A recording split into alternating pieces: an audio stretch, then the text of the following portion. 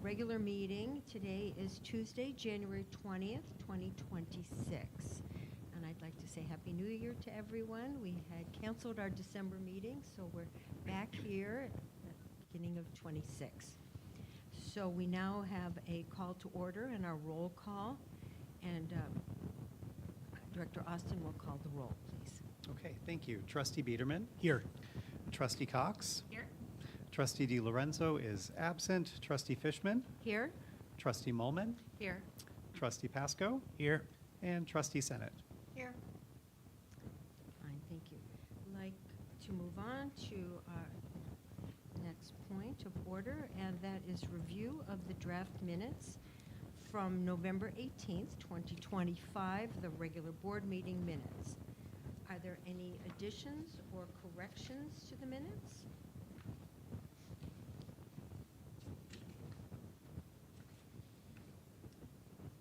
All right, seeing no one has any additions or corrections, is there a motion to approve the draft minutes from November 18th, 2025, please?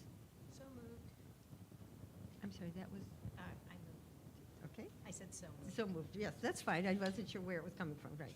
Thank you, Trustee Senate. And may we have a second, please? Second. And that is Trustee Molman. Thank you. So we have a motion from Trustee Senate and a second by Trustee Molman. Director Austin, may we have the minutes call? Oh, the roll call, please. Certainly.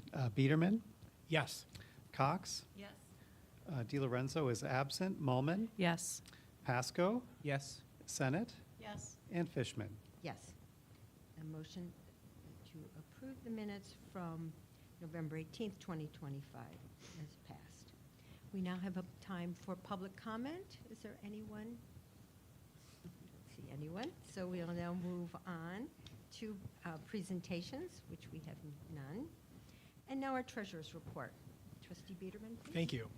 I will summarize the November and December 2025 bookkeeping reports as prepared by our finance manager, Sandra DiPascolo. We have two. We're doing a double month because we did not meet in December, so this will be both a two-month version. For November, we had interest income and miscellaneous operating expenses of $51,357 and donations of $2,200.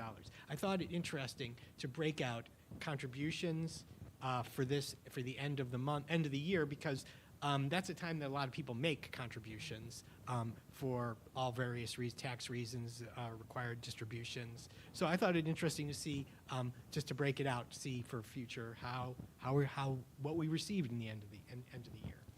In December, we received our first payment from Cook County of $2,340,715, which was late, but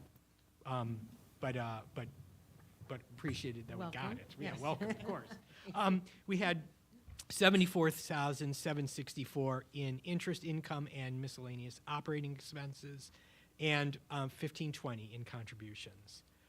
As we've discussed at several meetings, we don't track monthly expenses to a budget, as they don't come in on a straight line. However, we do compare it to a portion of the yearly expenses. And for the 6-month period, which is 50% of the year, our expenses were 48% of the budgeted expense amounts. So I think we're right on track for those expenses. Some notable exceptions, as reported by Sandra: periodicals, digital resources, insurance for employees, computer equipment and maintenance, building supplies, building maintenance contracts, and library vehicle expenses. Of course, these are not things that come in on a straight line, so it's pretty normal that they're going to be exceptions. At the end of December, special reserve expenses are $57,051, 22% of annual budget. That even more is not going to come in on a straight line basis. Notable expenses that are over $10,000 are overdrive, Selden Fox for the audit, Computer View, Wellness Insurance Network, and then in December, Amazon, Computer View, and also Wellness Insurance Network.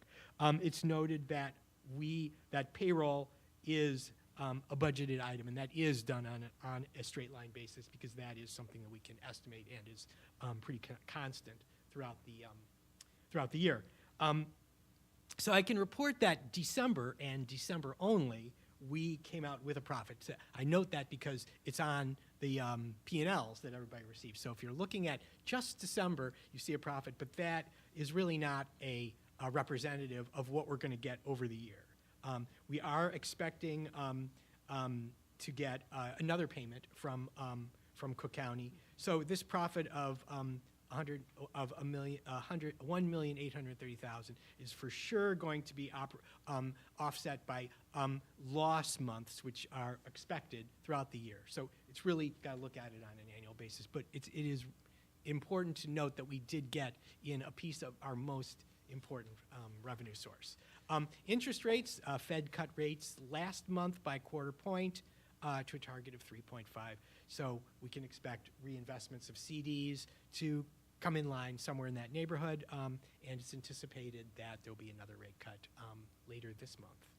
So that's all I have for the treasurer's report. Thank you. Any questions for Trustee Biederman? I just want to say thanks for breaking out the donations. That's Yeah, helpful. Well, I kind of was curious because, we would like to have contributions, and this is the end of the year is kind of when people make them. So I don't have a lot of, since this is my first calendar year end, I don't have a lot of comparison, but it's good to know, so, and see what perhaps we can help increase in the future.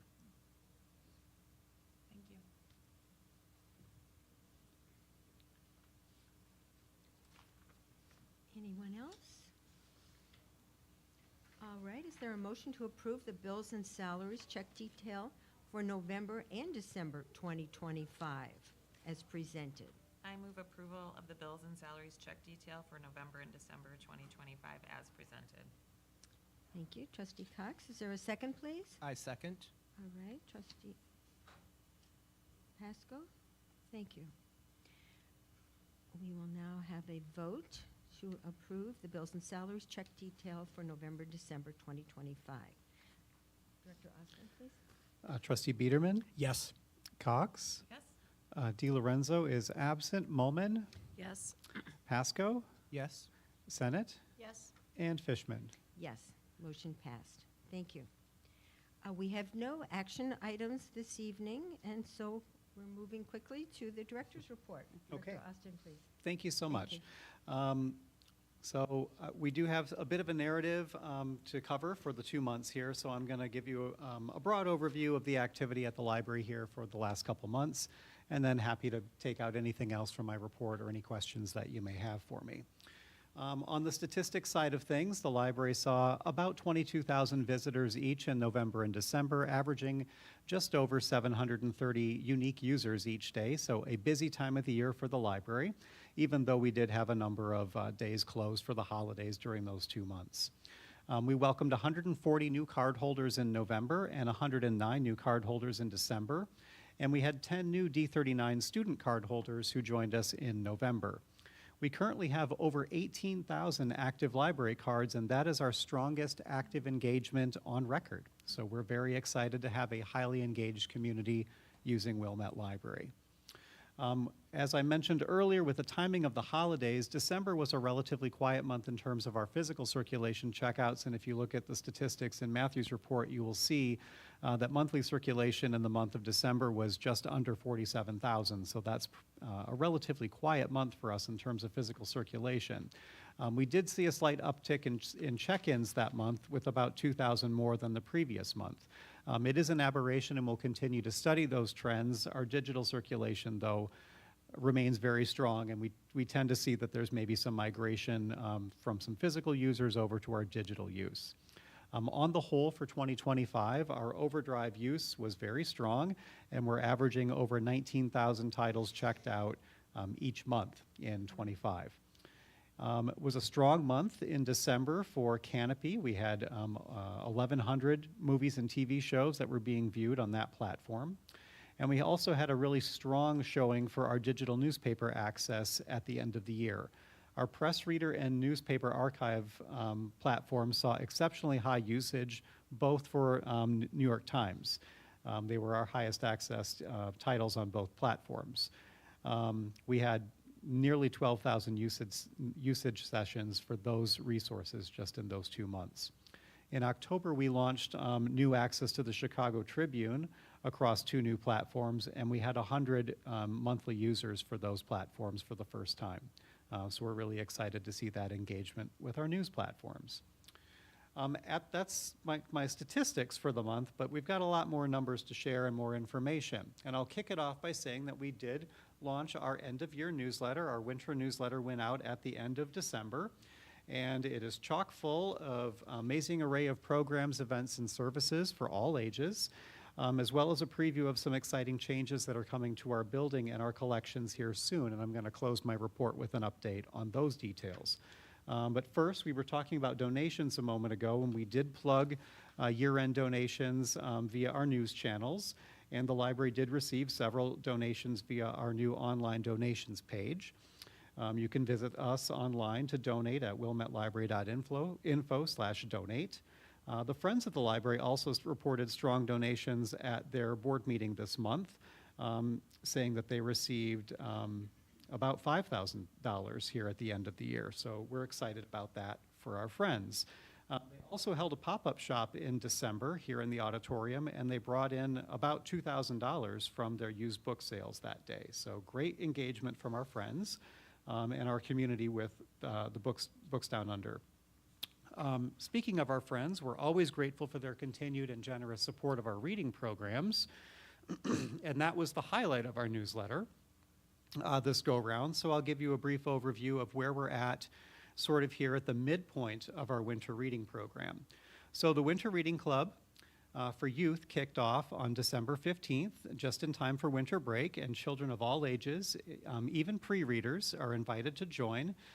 Kids simply check off 20 spaces on a reading log and bring it to the Youth Services desk to report their reading. And after telling librarians about their reading and winter reading activities, they can pick up a book from our prize cart, all generously donated by the Friends. And to help promote winter reading, our school engagement librarian Etty Berland visited 8 schools in December, and those programs were attended by over 1,500 students, parents, and teachers. So we had a high level of engagement with our students at the end of the year with Etty doing all that outreach. And so far, engagement with Youth Services and the Winter Reading Program has been really strong. Everyone's celebrating Winter Joy, which is our theme. And we've also received enthusiastic support from celebrity librarian Michael Threets online, who really enjoyed the video that our librarians produced to help promote our Winter Joy program. So hooray for that. On the adult and teen side of things, we have our Wilmette Reads program, also running concurrent with the same timeline from December 15 through February 15. We're celebrating the power of retellings, exploring how themes in some of today's most dynamic novels are taken from stories that were written long ago.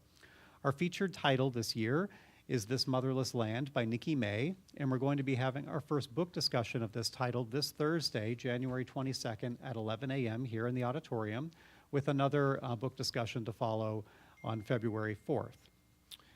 In the few short weeks since the launch on December 15th, we can report a strong start in terms of signups. In December alone, we fielded 120 specific patron interactions and 110 confirmed enrollments. And there is demonstrable patron enthusiasm for both the spotlighted title as well as the larger exploration theme of retellings. One patron commented that This Motherless Land is a great pick and that it is so good. And department staff have also heard from multiple patrons about how easy it is to sign up and finish the program, and we're confident that this will manifest a high number of successful completions this year. We're also really excited about the prizes that we're offering. We've got an incentive prize to get you signed up, as well as a collectible enamel pin. Finishers have their choice of a number of options as well, including a really cool library hat and fanny pack, fashionable as always. We're going to share more information about the Community Reading Initiative next month. And Joan bag. is already showing off the I have tote bag. The pin and the tote bag, the hat, the cap, We've got fanny pack. fanny pack. We've also got all kinds of other buttons, and Matthew's got one as well. So we encourage you all to collect all the swag and model it. Show off your library joy. All right, so I'm going to continue on a little bit more here with some more news from Adult Services.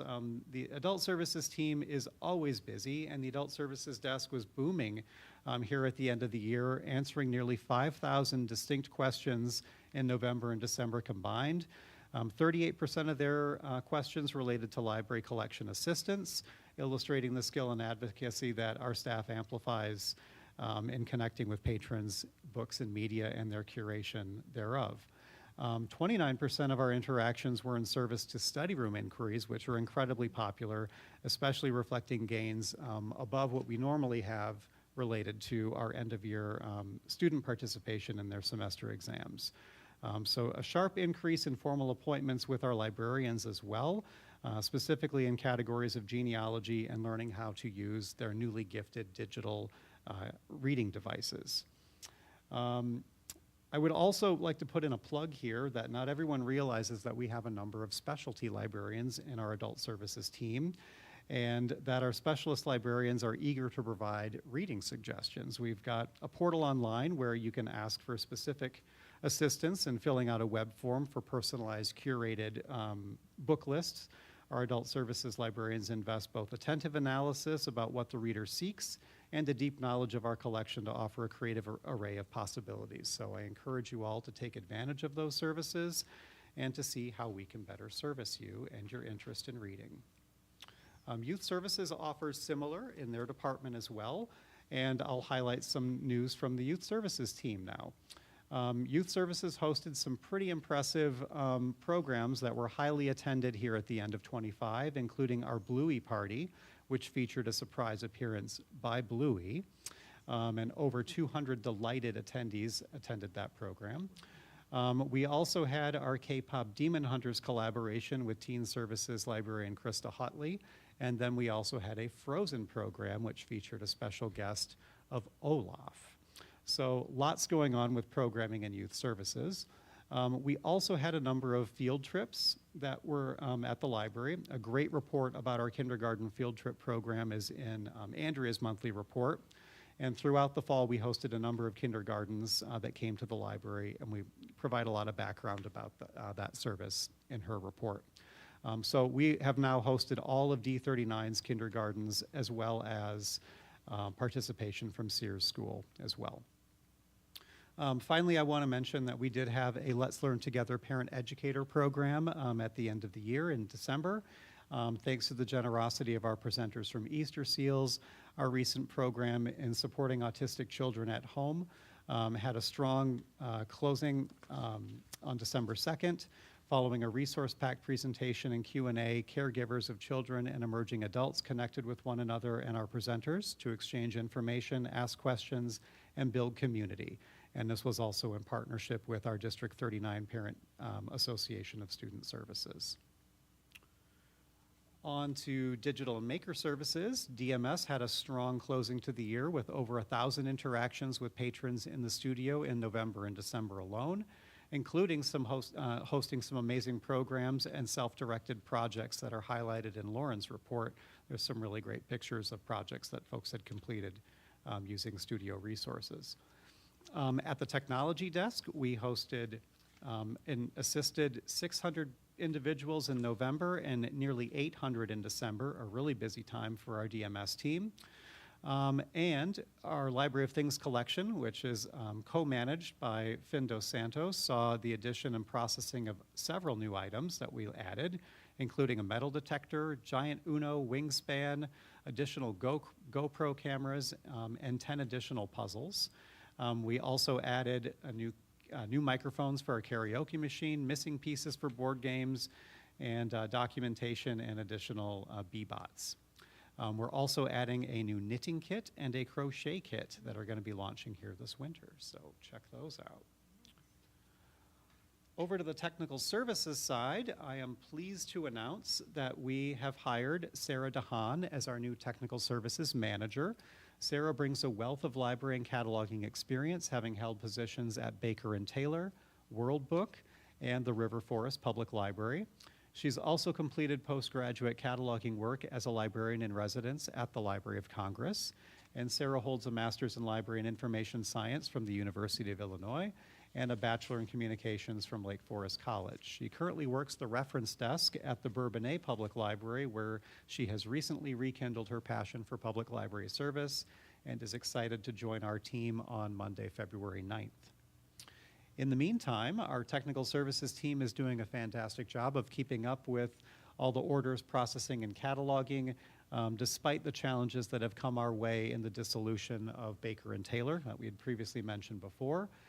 Right now, we are fast at work integrating our latest vendor to replace those services. That's Libraria. We're moving along briskly with them, with training coming next week for our selector staff, and hoping to launch those services here in the coming weeks. Our concurrent project with Ingram has remained largely in the developmental stages. It's a little bit slower going getting their team off the ground, but we will soon have an array of different options to select materials to get all of our materials on the shelves for our patrons. A couple final notes I'll add, breezing along here. In the IT department, the final phase of the implementation of our comprehensive update of our computing hardware and software was completed in November, when all of our public and staff PCs were finally migrated over to the Windows 11 operating environment. And the library's fleet of 12 classroom laptops were also updated in December, as well as our 5 digital signage displays on the first floor. It was a huge feat, a major lift for our IT team, who did remarkable work with that project, tipping off a major year of replacement of all of our hardware. So props to our intrepid 2-member IT team who really did a lot of work last year in getting us up to date with that equipment. Speaking of equipment, our facilities team had a lot of challenges here at the end of the year. Our HVAC system did not want to cooperate with us, but they did everything that they could to keep us cozy and warm despite some of the systems being down. There are 3 different types of systems that keep the HVAC running in the library, and one of those systems was up and down throughout winter, but we've largely resolved the issues that are associated with that. We had a couple other challenges, including a plumbing leak down here in our water fountain and filling station here in that vestibule adjacent to the auditorium here with the restrooms. And we just replaced that water fountain here today. So check that out. It is new, and the plumbing fixture has been adjusted so that it is a completely ADA accessible station now. We've also refurbished that lobby with fresh paint and finishes, and we've got a little bit more work to do there as we're aiming to update the flooring in that space here as well. We also added additional lighting to that space, so it is now well lit.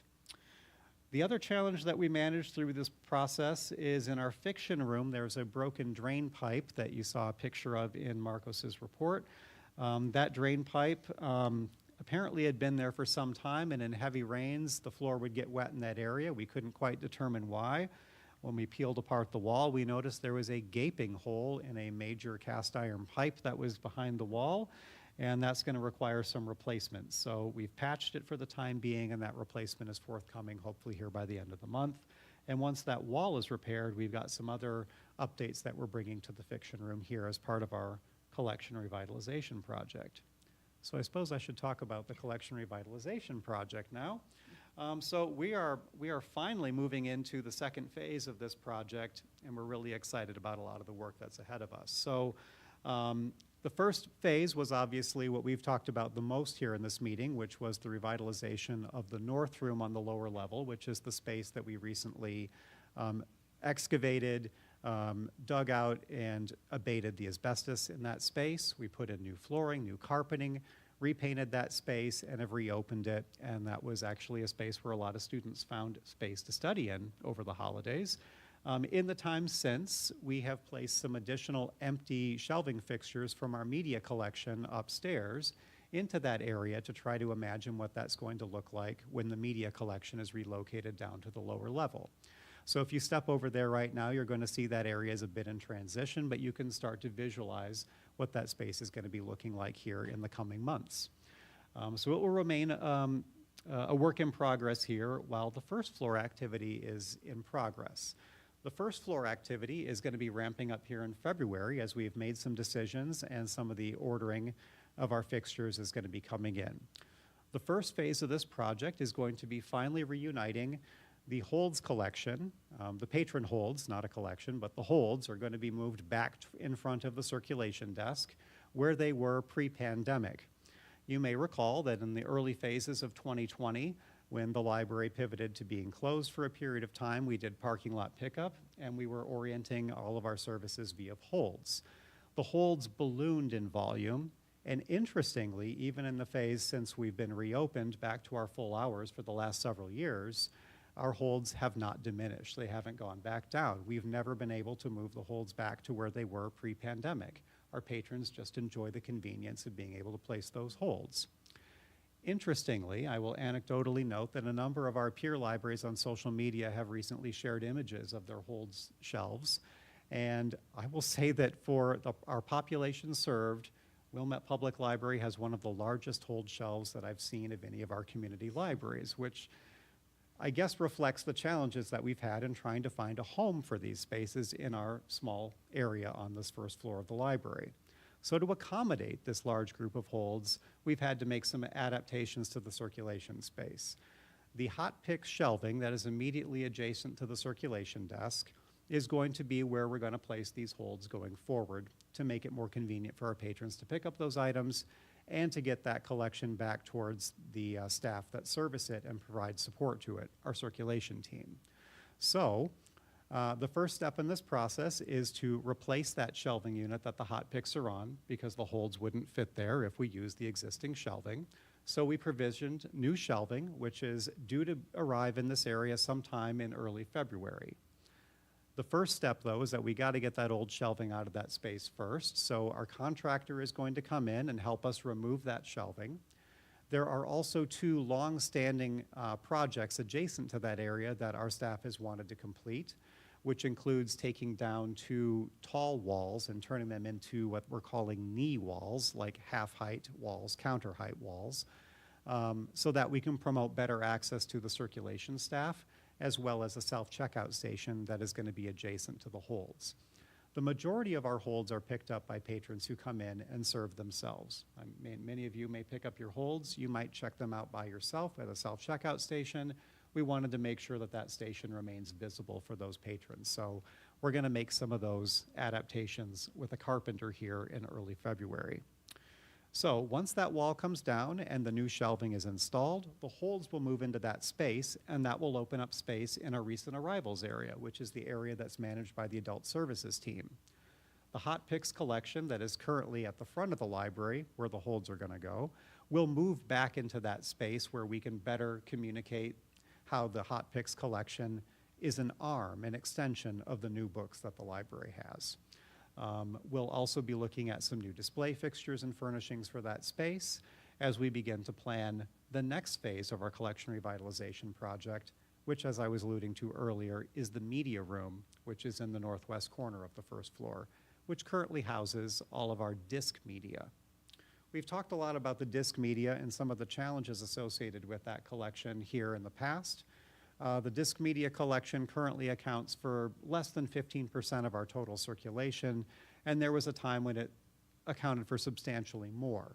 We think as our patrons have leaned into our streaming platforms a bit more, as some publishers have discontinued creation or production or manufacturing of CD audiobooks, as automobiles no longer have CD players to play those audiobooks, as patrons have gravitated away from music on CDs, and to more streaming platforms, the demand for the disc media has gone down, but remains robust, and therefore we want to retain those collections and continue to develop them, but they're not growing collections.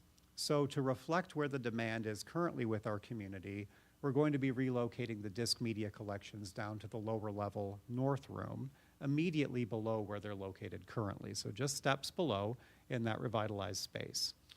And then this media room is going to be transformed into a marketplace, which will feature all of our newest materials that are currently compressed into a small portion of the recent arrivals area. So we'll be able to better merchandise and attractively display those collections, and our adult services staff will be able to interact with our patrons and do more hand selling of our collections in that space as part of our strategic plan goals to enhance our advisory services. So big aspirations for what we're going to be doing with this area. Before we can really do any of this with the fixtures and moving the media and all of that, we're going to be coordinating the replacement of that carpeting, because we know that we will likely not have another opportunity with an empty room to be able to address that infrastructure.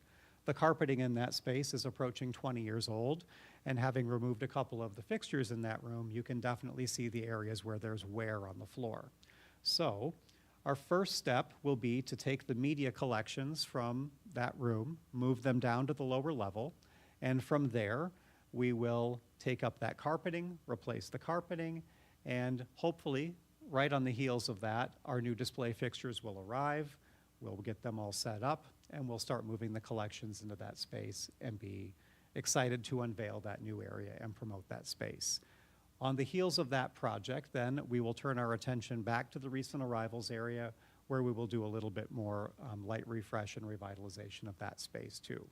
And that will substantially complete the majority of what we're trying to accomplish with the first floor collection revitalization project. There are a few other tendrils to that that remain. We're looking at our reference collection, our small business collection, the large type, and some other areas that are adjacent to this area that are on the south side of the building that will likely get some attention late in the fiscal year, probably sometime in late spring or early part of next fiscal year. But we'll provide you with updates as that moves forward. But that's kind of the meat of what we've been talking about with our collection project for now. Does anyone have any questions about the collection revitalization project or anything from my report at this point?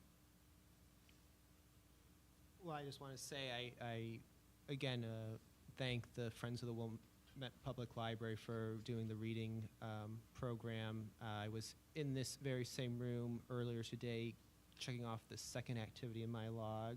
So I'm looking forward to getting one of those prizes. But I also want to thank the adult services and the librarians on the staff who execute on that, because it wouldn't be done without them. And I know myself and my mother as well are looking into those customized reading lists. So it's a great service. So really well done to all the parties involved. Thank you. Do we have very exciting plans, and it takes a lot of teamwork and a lot of staff all involved in this whole revitalization, and commend everyone who's been involved. I know you've been very judicious on budget. Can you give us a range or how things are looking in that department? Yeah, so at the beginning of the fiscal year, we met and we're talking during our budget discussions about what we anticipated for this project. Just for context, this collection revitalization project is what I would say were our remaining priorities from the renovation project that we were not able to actualize in this last fiscal year. So in fiscal year 24-25, one of our key strategic plan goals was to deliver on our collection assessment that was completed by our architect, who created some renderings for us and came up with a vision for what the future of Wilmette Library might look like. Due to a number of budget constraints and long-term capital plan initiatives that we were concerned about the compression of expense, we decided that to not proceed with that renovation project at that time. Those staff were still very much committed to delivering on what the goals that the community and the staff had for the community. So this collection revitalization project represents our objectives related to that project, and certainly a distillation of what the expense would have been associated with that. So at the time of developing the budget, we were anticipating that the special reserve fund expense associated with this project would be less than $250,000. So $250,000 was what we were anticipating would be the budget for this project. And as Treasurer Biederman reported at the top of this meeting, that our expenses are substantially less than that still at this point. We're under $60,000 spent in special reserve fund expenses so far this year. That includes the asbestos abatement project, which was the substantial expense associated with this, as well as expenses related to the carpet replacement, and some additional fees. There were some other expenses that were related to that came in late in calendar year 25 that weren't reflected here, and were going to be paid in January, so there will be some additional special reserve fund expenses that were associated with that first phase that you're going to see reported here in the February Treasurer's report. That said, we do want to recarpet that media room, and that's going to be in that same range of about $25,000. So we do have some expenses that are still associated with fixtures. We want to enhance our display fixtures, and that's really where a lot of the other expense remains. So the fixtures for the hold shelving have been accounted for. We just have the delivery and installation that's yet to be completed there. The light carpentry, that's going to be on a time and materials basis for some of that work that's going to be done around the circulation desk in the recent arrivals area. There'll be some cost associated with that. We're going to be updating the display and presentation of some of our merchandising. That's going to be done with slat wall that's adjacent to these spaces. That's an additional expense that we're going to see, as well as some reupholstery. So in an effort to try to save some expense without replacing furnishings, and to also promote our sustainability initiatives, we decided that we would reupholster some of our existing furnishings to breathe new life into them and extend them without having to do a complete replacement of that. So those are going to be some additional expenses that will be associated with this. In fact, we just sent out the first round of upholstery work just this last week. And that's with the youth services team. So all of the red vinyl furnishings on the second floor are off to our furniture shop for reupholstery and should be coming back here in the next 4 weeks or so. Then we have a range of adult services, soft seating that's going to be reupholstered as part of that project as well, and the banquettes in the media room. But primarily the remaining expenses then beyond infrastructure are really going to be related to the display fixtures. And that will be some additional expense. But we are attempting to repurpose any of the existing shelving as much as possible. And without a designer, we're working primarily with our vendor who sold us the furnishings in the first place. Library Furniture International, LFI, is our vendor for shelving in this space, and they're helping to repurpose the existing shelving as well as help us to reimagine a layout for the display furnishings. So, like I said, we're trying to do this on the cheap without a designer as an in-house team. It's a heavy lift for our staff in addition to a lot of the other work that they're doing, but there's a lot of vision and certainly a lot of heart and dedication that's going into that work. The team's doing a really remarkable job given the limited resources and is being good stewards of tax dollars in the process. Yeah, so it sounds great in that so far there hasn't been any huge surprises in terms of budget or timeline, and that's fantastic. And again, thank you to the staff. I know that does put more of a burden on them without the other professional services, but we're really excited to see, I mean, the work that's been done so far. I occasionally take a walk through down here just to see how it was progressing once it could be opened, and really excited to see how those changes upstairs play out. Yeah, it's going to be really exciting. Any other questions or comments from what we've discussed or from the director's report or anything else? I do want to say I attended one of the book discussions for the Winter Reading Club on retellings, and again, just excellent pick for the topic. I think it lends itself to a lot of interesting discussion, so that has been really fun. And wanted to say we had for the League of Women Voters event last week, the group was very engaged, and it was just, again, that I appreciated being able to go again, and would encourage anyone next year to go if they can. Is that Yeah. the student government? Yeah. So I'll provide a little overview of that if you two would like to comment on that. So last Wednesday, the League of Women Voters every year for the last 50 years has been cooperating with local government, so the village, the park district, the library, to basically cultivate and promote what the next generation of leadership will be in government.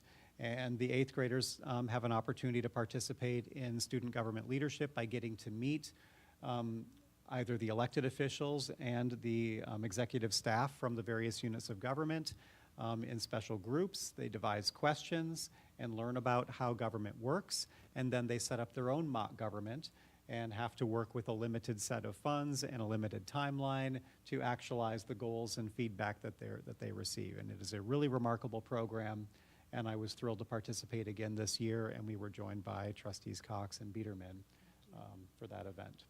Yeah, it was pretty fun. I mean, we work with other, not trustees, but board members from the other governmental entities. And, there was, they had some good questions. I think they were interested. I have an 8th grader, so I knew a couple of the kids. But it was. I think they got a lot out of it. It was pretty fun.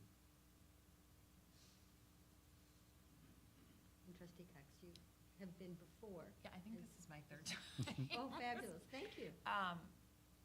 And they highlighted, and I saw in your report about presentations at the school board meeting in Springfield, where they talked about intergovernmental cooperation, and that just throughout the state, people were really interested in the cooperation that Wilmette has between its village, library, art district, and schools. So that, and actually, Senta Plunkett had mentioned that was incredibly well received at that conference. So just again, kudos to Wilmette for the work of the Intergovernmental Committee, which I think I don't know if there was a meeting since. We're going to be talking about it later, but that was kind of the topic, and just reinforced the good work that was being done cooperatively. Yeah, we kind of take it for granted because we live here and we understand the level of engagement and cooperation that we have across our units of government.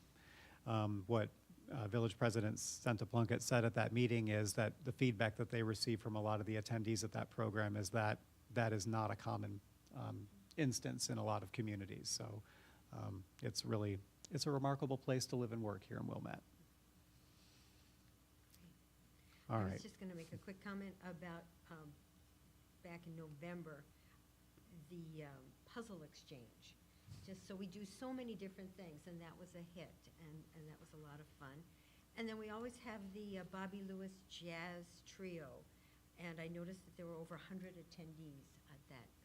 It's not New Year's Eve, it's the night before, and I didn't attend, but I have in the past, and it's always a fan favorite. So thanks to staff for continuing that tradition on that.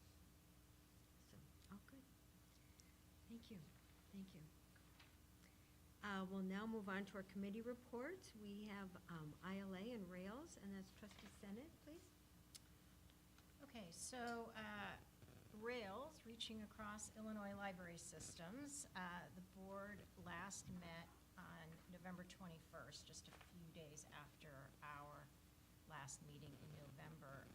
This meeting was actually interesting because it was at the Galesburg Public Library, which is about 3.5 hours from here in central Illinois. We had a tour of their newly constructed library, which was beautiful. Most of the funds of their library were from Illinois state grant. It was like $15 million. But the community raised $4 million for the rest of it. And they continue to raise money through a foundation. I took a look at the foundation because I was wondering, because there is a college there, like, is there somebody who's putting like big chunks of money in? Most of the donations were under $250 for at least the last year. So I thought that was actually really cool. And they just talked about, the librarian who just led the tour for the Rails board members just talked about how much pride the community had in their library, and they really were eager to show it by contributing to this new library. So I thought that was kind of fun and exciting. From the meeting, so our next meeting is actually, or let's see, from the meeting itself. The funding from IMLS has restarted. There was an attempt from the administration back in March to dismantle IMLS. On November 21st, so it was the same day as the meeting actually, a federal judge in Rhode Island held that the administration's efforts to dismantle IMLS and several other federal agencies via executive order was both illegal and unconstitutional. This particular decision was from a lawsuit that was filed by the attorneys general of 21 states, including Illinois. So that was considered a big win for IMLS and for libraries. IMLS announced it was restoring all federal grants. The end of the 43-day government shutdown in November was the result of Congress agreeing to continue temporarily funding some programs at last year's levels. And that continuation funds only 3 of the 12, which means that Congress still needs to pass some spending bills, or there could be another shutdown on February 1st for several government programs, including library programs. What else do I have? And I attended the Rails advocacy meeting on January 8th. The one sort of most interesting thing is there's a House bill in Illinois that was just introduced that would increase the library system area and per capita grants by 20%. So we always have in our budget the per capita grant. It's not a huge amount, but it's a nice amount. And it is, I learned, based on a combination of per person and square footage. So it seems to, so if you've ever wondered where it came from, that's where that came from. But trustee Senate, I believe it's about $40,000. So Yes. it's not nothing. No, but, not I at mean, all. it's a nice. It's a good amount. Good amount, right. It's basically like, I want to say it's like $1.27 per person and $50 per square mileage. Well, it's substantial. So a 20% increase would be very, very nice. Welcome, yeah. Very welcome. Yeah, so that would be, Anything is welcome. Yes. So we're anything is delighted. welcome. yeah. Exactly. So, Thank and you. then there's another Rails meeting this Friday, so Great, well, good. provide the report for that. at our Closer, following I hope, meeting. a little, not, Yeah, well, 3 this one hours is, away. most of the meetings are in Burr Ridge, okay. which, and there is an option, I mean, I could attend remotely, but there's a lot involved with that because it has to be open to the public. So it's just a little more interesting to go and do, it's not like I can sit in my house and do Sure. it over Zoom. Well, thank you for attending. Appreciate that, and representing us. Thank you. And I believe you also attended the Intergovernmental Cooperation Committee. Did. Yes, thank you. Okay, so the Intergovernmental Cooperation Committee met last week. We started by each entity, for the first half hour, was supposed to provide news on what was going on. I didn't take a lot of notes on the other entities, but did note, in case anybody hasn't known about this, the police department has a dog now, and They it's. talked about that at the. Oh, League of did Women. they? Yeah, a technology dog or digital Yes, dog? yes, digital- it's a digital grant sniffing from the, dog? from the FBI, and it apparently both is a technology sniffing dog, but it also can serve as a comfort dog. Correct. Multi-talented. It is a multi-talented Very dog. talented dog. So. What kind of dog? There's a photo of it, but I couldn't tell you what breed it is. Okay, I think if you looked at the Village. I'll check it The out. Village actually sent something out recently, Okay. talking about the dog. So. thank you. I'll check it out. Basically, what I talked about is some of the work that was done in our lower level, and that we had approved our levy in November, and that because the official inflation rate was 2.7, that's what we're looking at in terms of our levy increase. And then the rest of the meeting was the working subcommittees reporting on what they have found through their research and work. I was tasked with looking into social media, and I luckily had already attended a webinar that was put on by Rails. Rails Council puts on a lot of webinars of topics of interest, and their attorneys had put together a really nice presentation. So I went back and rewatched it and reported to the committee. A lot of it had to do with when you have when a government entity has a social media account, it is considered a public forum, and a lot of the law has to do with whether and to what extent comments can be restricted. The answer is they can't, for the most part, but there's a lot of do's and don'ts, and I have now been tasked with finding a model to bring back to the committee that the various government entities are interested in it, can use that. So I will be looking into that. Rails does actually have a policy that looks like it complies, so I just want to make sure that whatever I find has been reviewed by a lawyer. So And remind me that the umbrella is still civility. the umbrella is civility. So social media is considered an area where people are sometimes not civil. And so that is why that was one of the subcommittees. One of the subcommittees, I brought it with me, put together what they're calling a Wilmette Candidate Civility Pledge, and it is something that is hoped to be used before the next local election.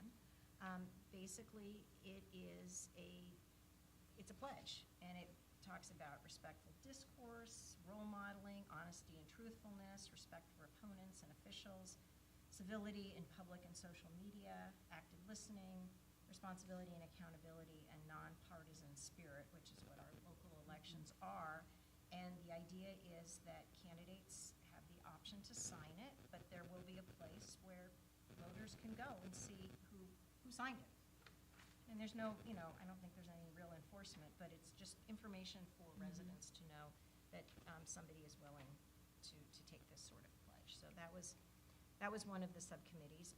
Another subcommittee looked into civility training, and so they are in the process of, there's a few different entities out there that provide training on civil discourse and civility in various contexts, schools, colleges, and local government. And it sounded like they might want to incorporate that into the training for newly elected officials, but they hadn't gotten that much further into that. There was also another subcommittee had to do with, I guess, being more neighborly is, I think, the way we talked about it, because people who are more neighborly are hopefully more civil towards each other. And one of the things that came out of that was the lack of low price or zero price indoor spaces where residents can gather, meet, and hang out. I pointed out that the library is very economic, but has very few spaces. And maybe it would be nice if one of the, or a couple of the other government units that were in the room could do something like that, because right now the options are, they're actually quite expensive for people who aren't, it's like, if a Girl Scout troop wanted to meet in a room, it would be like $120, which is, a lot. But that also led to a discussion of the lack of places for kids to hang out. There were a few people there from District 39, and they talked about that. Apparently Friday night skate is back. It has been so many years since I've had kids in the system, I didn't realize it It was did. gone. It ended. I was surprised because my daughter, I said, well, what about Friday night skate? And we found out it was canceled 2 years ago. But it's back. Oh, It is thank back. God. So people were excited about that. Anyway, so the Okay. different subcommittees were tasked with going Thank a you. little further. The next meeting will be April 9th at 5 o'clock. District 39 is hosting it, so it is at the McKillian Center. So write that down, because this meeting is not always published. Great. Thank you for your report. Appreciate that. Now we'll move on to our information items. We have that purple folder that's being passed around of comments and from our suggestion boxes. And I'd like to announce we do have a policy committee meeting now on the books. It's Friday, February 13th at 2 o'clock. And we'll conduct a first reading and review of draft policies, including our digital and maker resources and privacy policy. We have a policy committee, but all board members are invited to attend. Is there any new business? None? Thank you. And now we will adjourn. It is now 7:26. Do I have a motion to adjourn, please? Motion to adjourn. Okay, thank you, Trustee Biederman. And all those in favor, just voice vote. Aye. All those Aye. in favor say aye, please. Aye. Aye. Any nays? Good. We'll now be adjourned at 7:26. Thank you very much.